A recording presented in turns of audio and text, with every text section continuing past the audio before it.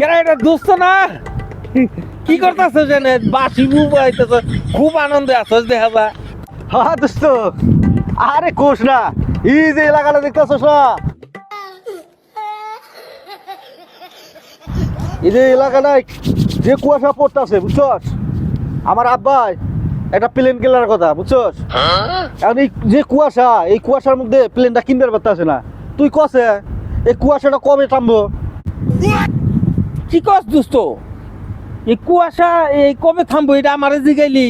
এটা তো আমি এখন যাবার কইলেই যাবো গা। আচ্ছা যাই হোক, তাহলে তোর আব্বা প্লেন কিনতেছে, তাহলে তোর আব্বা প্লেন কিনলে তো এয়ারপোর্টের জায়গা দেন লাগবো, জায়গাটা আমি দিমুনি। এয়ারপোর্টে জায়গা দিবি? তুই এত জায়গা কোনে পাবি?